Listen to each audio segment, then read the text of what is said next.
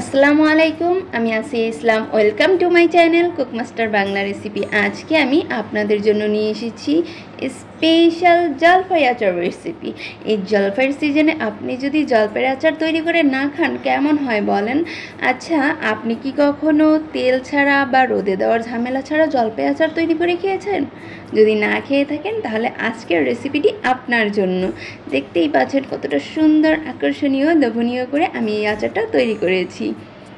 এই আচারটা তৈরি করতে হলে আমার সম্পূর্ণ ভিডিওটা দেখতে হবে। চলুন আর কথা না বাড়িয়ে দেখা যাক এই আচারটা আমি কিভাবে তৈরি করেছি। Let's go to my channel. জলপাই আচার তৈরি করার জন্য আমি এখানে 1 কেজি পরিমাপে জলপাই নিয়ে নিয়েছি আর নিয়ে নিয়েছি 5 ফোড়ন। আমি এখন একটা প্যানে করে 2 চামচ পরিমাণে 5 ফোড়ন নিয়ে আর 5-6টার মতো শুকনো মরিচ নিয়েছি। এটাকে আমি একটু ভালোভাবে ভেজে নেব। আমরা তো আচারের জন্য 5 ফোড়নটা সবাই রেডি করতে জানি, তো সেম প্রসেসে আমি 5 ফোড়নটা ভেজে নিচ্ছি। আমার 5 ফোড়নটা ভাজা হয়ে গেছে। এখন আমি একটা সাইডে রেখে দিয়ে তারপর একটা কড়াইতে পানি দিয়ে দিয়েছি একটু বেশি করে।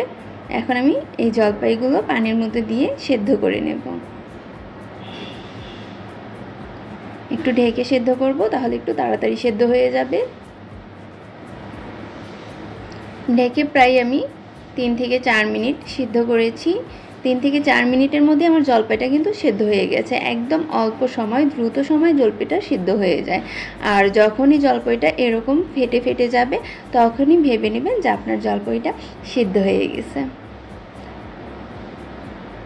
তা আমার জলপাইটা সিদ্ধ হয়ে গেছে। এ পর্যায়ে আমি এটাকে পানি ঝরিয়ে ঠান্ডা করে নেব। আমি জলপাইটা পানি ছড়িয়ে একটু হালকা ঠান্ডা করে নিয়েছি। বেশি ঠান্ডা করা যাবে না, তাহলে কিন্তু জলপাইয়ের ভিতরে যেই দানাটা থাকে ওই দানাটা আলাদা করতে একটু কষ্ট হবে, কারণ ঠান্ডা হওয়ার পর কিন্তু জলপাইগুলো শক্ত হয়ে যায়। আমি দেখতেই পাচ্ছেন জলপাই থেকে দানাগুলো আলাদা করে নিচ্ছি। সেম প্রসেসে সবগুলো জলপাই থেকে আমি দানাটা আলাদা করে নেব। আমার দানাটা এখানে লাগবে না, ওই জন্য আমি প্রত্যেকটা দানা আলাদা করে ফেলে দেব। আমার সবগুলো জলপাই দানা থেকে আলাদা করা হয়ে গেছে।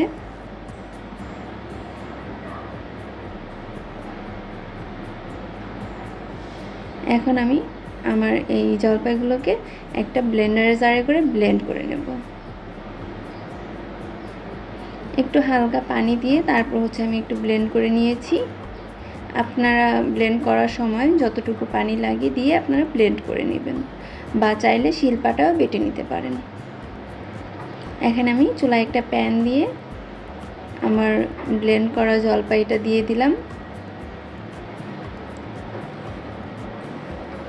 দিয়ে এটাকে আমি একটু নেড়ে দিচ্ছি।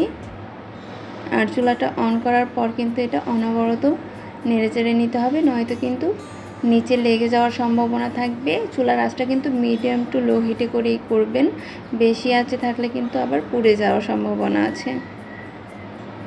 তো এখন আমি এখানে কিছু উপকরণ অ্যাড করে দিচ্ছি। শুকনো লবণ দিয়ে দিলাম 1 চামচের মতো, শুকনো মরিচ দিয়ে দিলাম 1 চামচের মতো, আর হলুদের গুঁড়ো দিয়ে দিলাম 1/2 চামচের মতো।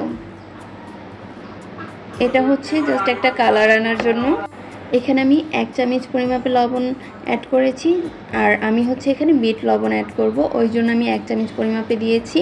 আর এই আচারটা বিট লবণটা অবশ্যই দিতে হবে, তাতে এটার টেস্টটা দ্বিগুণ বেড়ে যায়। আর আমি এখানে 1.5 কাপ পরিমাপে চিনি ব্যবহার করেছি। আপনারা আপনাদের মিষ্টির পরিমাপটা বুঝে তারপর অ্যাড করে দিবেন। আমি 1 কেজি জলপাইয়ের সাথে 1.5 কাপ পরিমাণে চিনি দিয়েছি। আর চিনিটা দেওয়ার সাথে সাথেই দেখছেন কি সুন্দর একদম পানি ছেড়ে দিয়েছে। চিন্তার কোনো কারণ নেই, পানিটা শুকিয়ে যাবে। আমি একটু নেড়ে নিচ্ছি অনবরত, নয়তো কিন্তু তলায় লেগে যাওয়ার সম্ভাবনাটা একটু বেশি থাকে। আমি এখানে অ্যাড করে দিচ্ছি যে 5 ফোড়নটা ভেজে নিয়েছিলাম, ওইটা আমি ব্লেন্ডারে গুঁড়ো করে নিয়েছি। আপনারা চাইলে শিলপাটায় বেটে তারপর অ্যাড করে দিতে পারেন। আর দিয়ে দিলাম 1.5 চামচ পরিমাপে বিট লবণ। আর এই বিট লবণটা দেওয়ার কারণেই এই আচারের স্বাদটা দ্বিগুণ বেড়ে যাবে, যেহেতু এখানে আমরা কোনো তেল অ্যাড করব না, তেল ছাড়াই আমরা এই আচারটা তৈরি করব।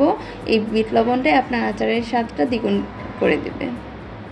তো দেখতেই পাচ্ছেন পানিগুলো কিন্তু শুকিয়ে যাচ্ছে। তো এভাবেই আমি অনবরত নেড়ে চেড়ে এটাকে জাল করে ভালো করে শুকিয়ে নেব। আর জাল করতে করতে এক পর্যায়ে এটার কালারটা কিন্তু চেঞ্জ হতে থাকবে।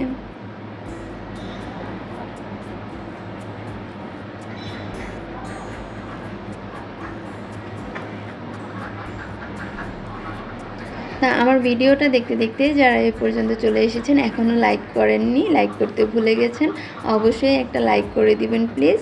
আর এরকম সুন্দর সুন্দর রেসিপি পেতে হলে অবশ্যই আমার চ্যানেলটাকে সাবস্ক্রাইব করে বেল আইকনটি অল করে রাখতে হবে, তাহলে যখনই আমি কোনো রেসিপি দেব সবার আগে পৌঁছে যাবে আপনার কাছে। আর যারা অলরেডি এই কাজগুলো করে ফেলেছেন তাদের জন্য অনেক অনেক ভালোবাসা। দেখতেই পাচ্ছেন এটা আমি কিন্তু জাল করতে করতে একেবারে শুকিয়ে নিয়েছি, আর এটার কালারটাও কিন্তু চেঞ্জ হয়ে যাচ্ছে। তো ধীরে ধীরে এটার কালারটা আরও চেঞ্জ হয়ে যাবে। আমি এটাকে আরও মানে একদম ভাজা ভাজা করে আঠালোভাবে তৈরি করে নেব।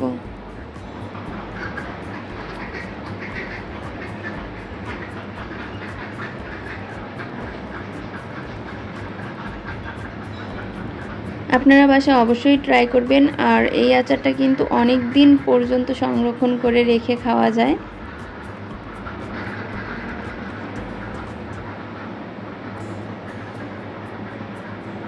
দেখতেই পাচ্ছেন আমার আচারের কালারটা কিন্তু অনেকটাই চেঞ্জ হয়ে গেছে।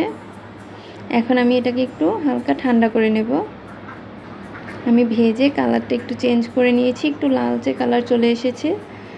তো একদম বেশি ঠান্ডা করা যাবে না, একটু গরম থাকা অবস্থায় আমি হাতে একটু তেল নিয়ে তারপরে এটাকে ঘুরিয়ে ঘুরিয়ে বলের মতো করে শেপ করে নিচ্ছি, গোল গোল করে। দেখতেই পাচ্ছেন কতটা সুন্দর লাগছে এই আচারটা কিন্তু খাওয়ার উপযুক্ত হয়ে গেছে, বাট আমি শেপ করে রাখছি, যখন ইচ্ছা হবে এখান থেকে একটা করে নেব আর খাবো। তো আমার সবগুলো জলপাইয়ের বল তৈরি হয়ে গেছে। এখন আমি এটাকে একটু অন্য ডিজাইন করে নিচ্ছি, বার্মিস আকারে তৈরি করে নিচ্ছি। যে বাকি 5 ফোড়ন আমি একটু রেখে দিয়েছিলাম ওইটার সাথে হালকা একটু চিনি মিক্স করে তারপর ওটার মধ্যে ঘুরিয়ে নিচ্ছি। দেখতেই পাচ্ছেন এখন কিন্তু অন্যরকম হয়ে গেছে। তো এখন আমি এই আচারটা বার্মিসভাবে তৈরি করে যেভাবে খাবো ওইটার একটা টেস্ট পাবো, আর এইভাবে আলাদা খেলে আরেক ধরনের টেস্ট পাবো। আমি এই জন্য 2 রকমই একসাথে তৈরি করছি, যেন 2 আইটেমের আচারটা হয়ে যায় একেবারেই। তো আমার সবগুলো আচার তৈরি হয়ে গেছে। আমি অর্ধেকটা এমনিতেই রেখে দিয়েছি আর অর্ধেকটা বার্মিসের মতো তৈরি করে নিয়েছি।